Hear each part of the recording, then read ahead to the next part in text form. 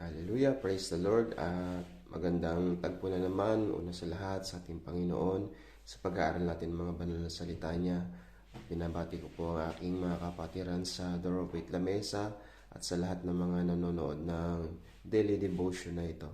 Pagpapala po lagi ay sa atin. Amen. At nagpapasalamat po muli ako sa ating Panginoon at dahil isa na naman po ako sa napili na maghayag na kanyang banal at makapangyarihan salita. Mga kapatid, samahan niyo po ako, tayo po'y manalangin. Hallelujah. Hallelujah. Kakilang Diyos, aming Ama nasa langit, Panginoong Hesus, Banal na Espiritu, maraming salamat po sa tagpong ito. Narito po kami, nagpapakumbaba, humihingi ng tawad sa lahat ng aming mga nagawang mga kasalanan. Lihiman, hayag, sinadya o hindi. Patawarin niyo po kami. Balutan niyo po kami ng iyong banal na dugo upang wala magawa ang kaway sa aming buhay. Ingatan niyo po kami, Panginoon, maging aming mga desisyon, Panginoon, sa hamon ng buhay na ito, Panginoon. Wala po kaming kakayahan kapag hindi mo kami sasamahan. Banal na Espiritu, kayo po ang manguna sa amin. Katulad po ng sinabi mo sa iyong banal na salita. Ang sabi ni Moises, Panginoon, hindi mo kami tutuloy kapag hindi mo kami sasamahan. Dahil walang katagumpayan talaga, Panginoon, kapag walang pagsama ng iyong banal na Espiritu, ng iyong gabay. Narito po kami. Narito po ako, Panginoon. Gamitin mo ang aking buhay, maging daluyan ng pagpapala sa ibang tao. Wala po akong kakayahan na maghayag ng iyong mga banal na salita. Ngunit, naniniwala ako at nananampalataya na kapag sinamahan mo ako, Banal na Espiritu, ang lahat ng lalabas sa aking labi ay ayon lamang sa iyong kalooban, aming Amang nasa langit. Maging sa akin mga kapatiran na makikinig, hipuin mo, Panginoon, ang puso ng bawat isa. Nawa tumimo ito sa aming puso't isip na hindi lang naman basta namin mapag-aralan, marinig, pagkos nawa, Lord, may isa pamuhay namin ito upang wala pang mga ganap na relasyon sa iyo na hindi pa nakakilalang ganap sa iyo ay maakay namin sa bahay-sambahan. Lord, nawa maging buhay kaming patotoo na totoong Kristiyanong naglilingkod talaga sa iyo, Panginoon. Maraming salamat po muli, Panginoon. Ito po ang aking samot dalangin na may pasasalamat at pagsamba sa pangalan ng iyong anak na si Jesus sa palaging pagsama ng Banal na Espiritu. In Jesus' name, Amen. Praise the Lord. Hallelujah. Mga kapatid, samahan niyo po, awitin po natin yung Kami Katagpuin. Hallelujah. Awitan po natin ating Panginoon.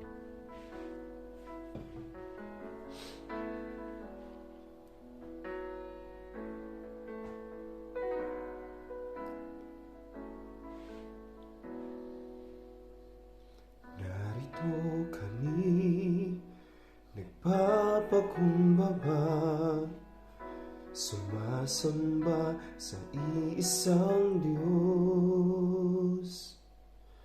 Hinahanap namin karikda ng iyong mukha, sumasamo sa iyong pagkilos.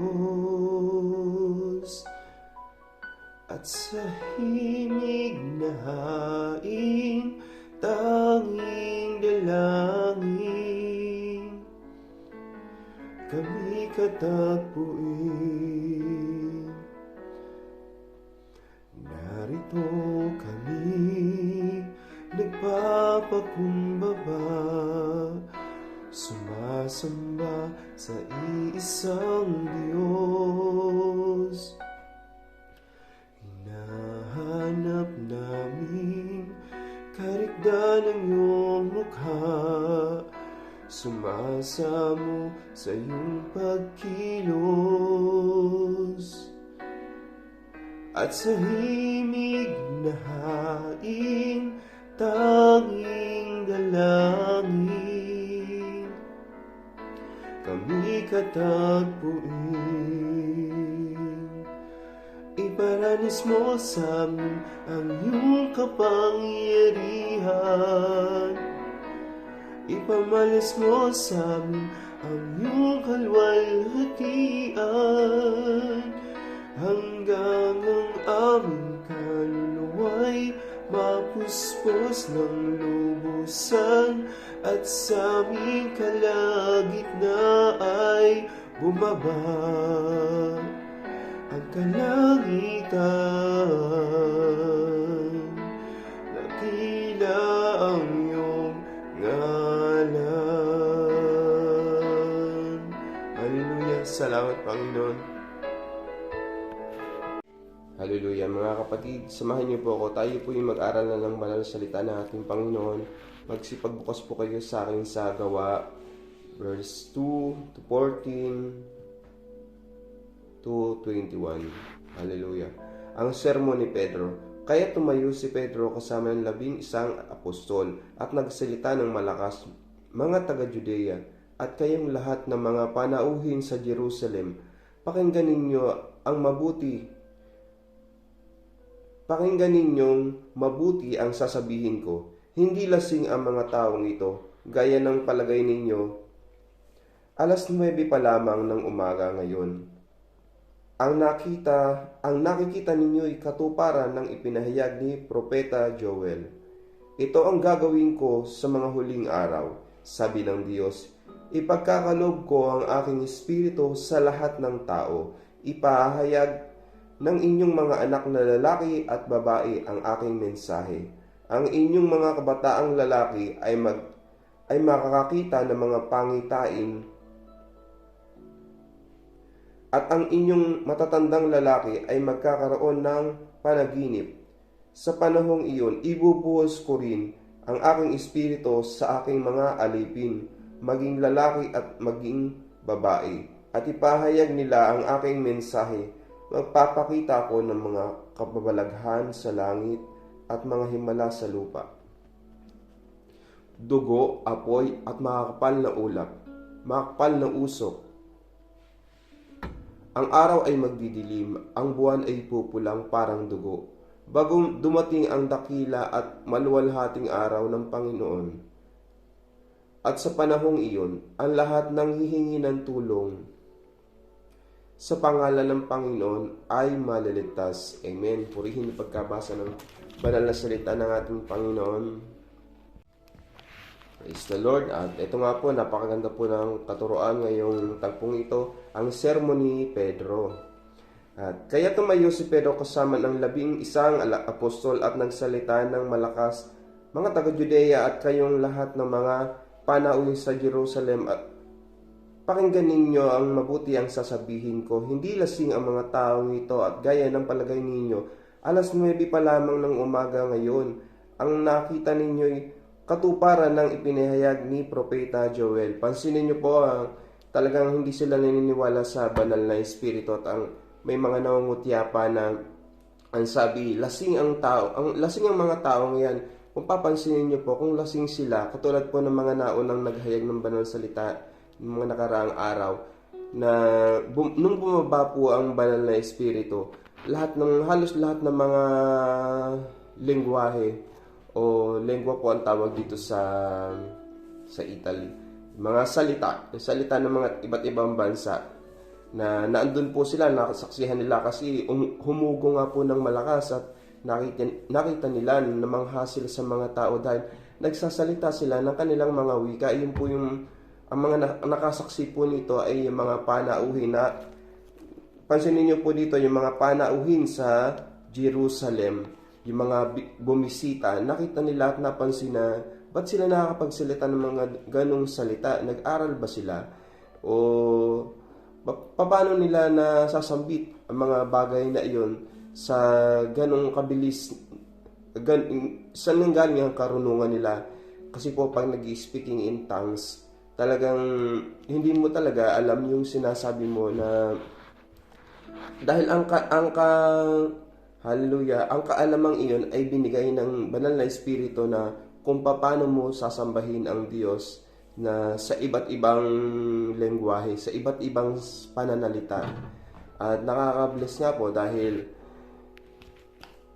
na na naipaliwanag ng maayos ni Pedro na may kumutya sa banal na espiritu. Ang sabi ni parang niloko o ininsulto ang mga taong naging speaking in tongues. Ang sabi, mga lasing lamang ang mga iyan. Ngunit ang sinabi ni Pedro, mga kapatid, alas 9 pa lamang ng umaga ngayon. Kaya ang sabi niya, imposible na lasing ang mga iyan. Hindi lasing ang mga iyan.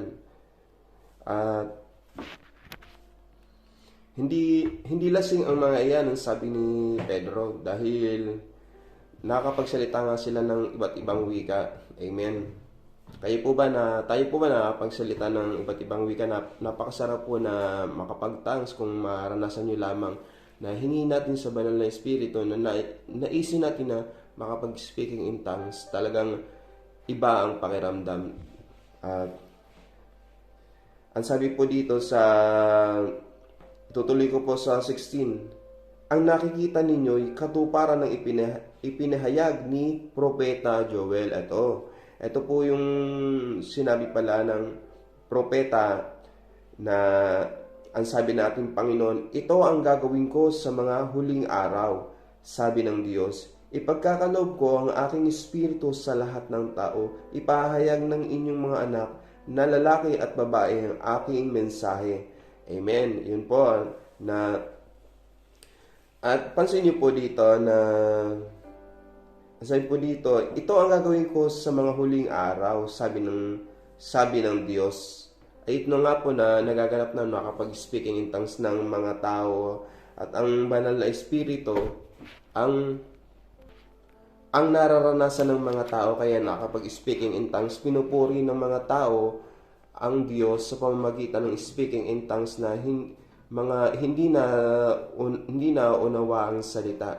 Alam niyo po ba, kasi ang speaking in tongues ay palatandaan na ang Diyos ay kasama ng taong nagsasalita nito, na taglay niya ang banal na espiritu. Amen. Na palatandaan na puspos ang tao ng banal na espiritu, kaya nakapag-speaking in tongues. Dahil hindi naman po talaga alam ng tao, hindi kayang ipaliwanag ng tao ang mga sinasabi ng isang nag-i-speaking in tongues, dahil iba't ibang wika nga po na salita. Kaya namangha ang mga bisita doon dahil nakapagsalita sila ng kanilang mga wika. Galing pa sila sa malalayong lugar, malalayong bansa, kaya nagtaka talaga sila. Amen. At dito, pansin niyo po dito tutuloy ko po, ito ang gagawin ko sa mga huling araw, sabi ng Diyos. Ipagkakaloob ko ang aking espiritu sa lahat ng tao. Ayun. Ipahayag ng inyong mga anak na lalaki at babae ang aking mensahe. Ang inyong mga kabataang lalaki ay makakita ng mga pangitain at ang inyong mga matatandang lalaki ay magkakaroon ng panaginip. Amen. Hindi lang po pala talaga sa lalaki lamang o maging sa babae na pwedeng maghayag ng banal na salita, dahil ang sinabi nga ng ating Panginoon, kaya kung may mga question sa inyo na bakit mga babae hindi naman dapat tumayo at mag-preach o maghayag ng banal na salita ng ating Panginoon, pwede po natin itong banggitin sa kanila. Ang sabi po ng ating Panginoon, ipahayag ng inyong mga anak na lalaki at babae ang aking mensahe. Amen. Napansin niyo po, tutuloy ko po, ang inyong mga kabataang lalaki ay makakita ng mga pangitain at ang inyong mga matandang lalaki ay magkakaroon ng panaginip. Amen. Sa panahong iyon, ibubuhos ko rin ang aking espiritu sa aking mga alipin, maging lalaki at babae, at ipahayag nila ang aking mensahe. Ayun, inulit na naman po. At ipahayag nila ang aking mensahe. Pahayag po ng babae at lalaki. Kaya pwede po mag-preach kahit ang babae. Amen. Magpapakita ako ng mga kababalaghan sa langit at mga himala sa lupa. Ayan, ang nangyayari na nga po sa panahon natin ngayon, katulad po ng dugo, apoy at makapal na usok. Pansinin niyo po yung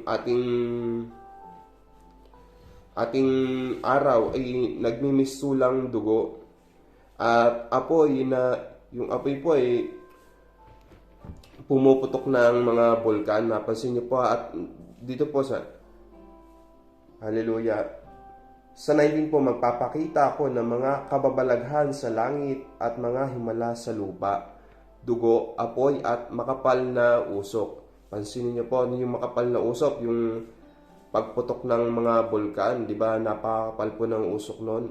Na yung mga bagay na hindi nangyayari dati ay nangyayari na. Kaya nasa last day na nga po tayo. Kaya kung tayong maglilingkod sa ating Panginoon ay maging makatotohanan na wag na tayong mga malahininga o wag tayong maging maligamgam na Kristiyano. Maging mainit talaga tayo sa paglilingkod sa ating Panginoon.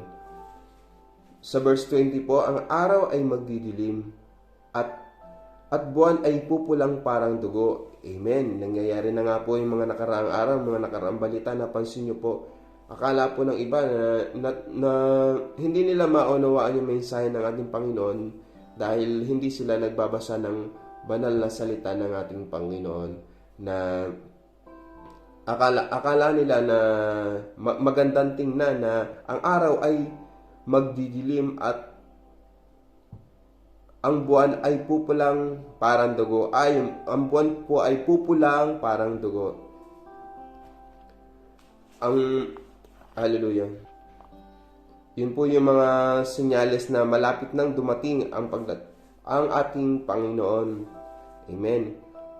Sabi po dito, bago dumating ang dakila at maluwalhating araw ng Panginoon. Amen. At sa panahong iyon, ang lahat ng hihingi ng tulong sa pangalan ng Panginoon ay maliligtas. Yun po ang napakaganda dahil sa mga huling araw, dadanas po talaga tayo ng paghihirap, mga matinding pagsubok dahil nasa last day na nga po tayo. Kaya sinabi dito na, at sa panahong iyon, ang lahat ng hihingi ng tulong sa pangalan ng Panginoon ay maliligtas. Amen. Amen. Praise the Lord. At ang sermon ni Pedro ito ay nakaka-bless po talaga dahil ipinapaliwanag ni Pedro na yung kabutihan ng ating Diyos, na ipinaliwanag niya ng maayos ang banal na espiritu na kapag nag-speaking in tongues ay hindi lasing, bagkos pospos ng banal na espiritu. At piniliwanag din ni Pablo sa tagpong ito ang katuparan ng ipinahayag ni Propeta Joel, ang pagsasalita ng iba't ibang wika dahil sa puspos ng banal na espiritu. At ang mensahe din po dito na maaaring maghayag nung unang panahon po, kasi mas mga nauna na ang naghahayag lang po talaga ng banal na salita ng ating Panginoon ay ang mga kalalakihan. Ngunit sinabi dito ng ating Panginoon, ipahayag ng inyong mga anak na lalaki at babae ang aking mensahe. Inulit po muli dito sa verse 18, sa panahong iyon, ibubuhos ko rin ang aking espiritu sa aking mga alipin, maging lalaki at maging babae, at ipahayag nila ang aking mensahe. So kapag po pala puspos ng banal na espiritu, na magkakaroon tayo ng kakayahan, kaalaman na galing sa Diyos at makakapaghayag tayo ng banal na salita ng ating Panginoon. Yun po kanina na kapag mananalangin, kapag tayo talaga ay maghahayag ng banal na salita ng ating Panginoon, una sa lahat, humingi tayo ng kaalaman sa banal na espiritu at sasamahan niya tayo. Siya ang patnubay na iniwan ng ating Panginoong Jesus, nagagabay palagi sa atin. Kaya't maraming salamat sa banal na espiritu at naunawaan natin ang lahat ng mga nakasulat sa Biblia at ito ay naisa sa pamuhay natin. Kaya't mga kapatid, ini-encourage ko po kayo na maghayag na ng banal na salita ng ating Panginoon upang ating mga kamag-anakan ay maligtas din, magkaroon ng buhay na walang hanggan. Amen. Sa Diyos ang lahat ng papuri.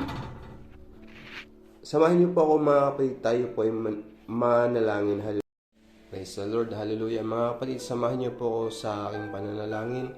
Hallelujah, Panginoong Yesus, Banal na Espiritu, maraming salamat po sa katagumpayan sa ginawa mo sa aming buhay. Katulad ng nasusulat na malapit ka na nga talagang dumating, Panginoon, na ipahayag mo sa mga lalaki at babae, sa mga alipin, ang iyong banal na salita, na pupuspusin mo kami ng iyong banal na Espiritu upang magkaroon kami ng kaalaman sa paghahayag ng iyong mga banal na salita, Panginoon. Salamat po, Panginoon, sa buhay ng bawat isa na nakinig ng iyong mga banal na salita, maging sa iyong abang lingkod, Panginoon, na iyong ginamit. Salamat po, Panginoon, na nagkaroon po ng katagumpayan. Ikaw ang nataas sa aking buhay. Nawa, Lord, sa oras sa palagi ako iyong gagamitin, kabutihan mo at kapangyarihan mo lamang, at ikaw ang papapurihan at madakila sa aking buhay. Gamitin niyo lamang po palagi ako at itago sa iyong likuran upang ikaw ang mapasalamatan. Maraming salamat, Panginoon. At napakaganda po ng iyong katuruan, Panginoon, na ang sabi mo, Panginoon, na kapag nangyari ang lahat ng bagay ng iyo na ito, ay kami ay lumapit sa iyo at kami ay iyong tutugunin, Panginoon. Kaya't maraming salamat muli, Panginoon. Dinadalangin ko, Panginoon, ang aking mga kababayan sa aming bansang Pilipinas. Dalangin ko, Panginoon, na ang pamamaraan ng aming gobyerno ay maging katulad dito sa Italy, na wala ng tao pang maghihirap dahil tinutulungan ng mga taong kapuspalad. Lalong higit, Panginoon, sa mga medicine, sa mga hospital, Panginoon, katulad dito na libre palagi ang gamutan, ang doktor. Nawa, Lord, maging ganun din sa aming bansang Pilipinas at ang mga batang nasa lansangan, ang pamilyang mga nasa lansangan. Nawa, Lord, mahango sila sa mga ganung kalalagayan. Panginoon, mahabag po kayo sa aming mga kababayang ito. Nawa, Lord, sila ay makatanggap ng iyong mga banal na salita at maging ang kanilang mga pangalan ay maisulat din sa langit na bayan, Panginoon, sa aklat ng buhay. Panginoon, dinadalangin ko po ang aking tagapanguna sa Dorofaith Lamesa, Panginoon, maging kay Ma'am Che, Panginoon, at sa lahat ng mga pastors ng Dorofaith. Dinadalangin ko po, Panginoon, na mapamunuan nila ng ayon sa iyong kalooban at ikaw palagi ang mataas sa kanilang buhay. Lord, alam mo ang dalangin ng kanilang mga puso. Marcos 11:24, naniniwala ako at nananampalataya na ito ay iyong tinuguna, Panginoon. Lord, bigyan niyo po palagi kami ng kauhawan sa iyong mga banal na salita upang palagi namin itong basahin at pagbulay-bulayin. Joshua 1:8, Panginoon. Nawa, Lord, ito ay tumimo sa aming puso't isip upang sa gayon, sa pagdating mo, Panginoon, ay mainit mo kaming madatna na naglilingkod sa iyo, Panginoon. Dinadalangin ko din, Panginoon, ng aming Elder Wilma na nakatuwang ng aming pastora sa Dorofaith Lamesa at sa mga manggagawa, Panginoon, ng Dorofaith Lamesa, maging sa mga senior citizen, mga kabataan, mga kalalakihan, kababaihan, Panginoon, pag sa pinakambagong miyembro, ingatan niyo po sila, Panginoon. Ano man kanilang mga gagawin, nawa ito ay iyong kalooban at isangguni muna sa iyo. Banal na Espiritu, nawa hingin nila palagi ang paggabay mo, Panginoon. Nagpapasalamat po ako, Panginoon, sa lahat ng mga blessing, sa lahat ng mga pagsubok na amin palaging napagtatagumpayan at nakakamtan dahil sinasamahan mo kami, Panginoon. Panginoon, wala po kami talagang magagawa kapag hindi mo kami sasamahan. Kahit Banal na Espiritu, manguna ka palagi sa aming puso't isip. Lord, dinadalangin ko po ang lahat ng mga daily devotion na ginagawa palagi sa Dorofaith Lamesa, maging sa lahat ng Dorofaith churches, Panginoon, na nandun palagi ang pagsama mo. Nawa, Lord, ang lahat ng mga tatayo ay malinis ang puso upang kalugdan mo ang lahat ng sasabihin namin, Panginoon, na kalooban mo lamang palagi ang masunod sa aming buhay, hindi ang aming karunungan. Maraming salamat po muli, Panginoon. Ito po ang aking samot na langin na may pasasalamat at pagsamba sa pangalan ng iyong anak na si Jesus sa palaging pagsama ng banal na Espiritu. In Jesus' name, Amen. God bless us all, mga kapatid. Sa Diyos ang lahat ng papuri.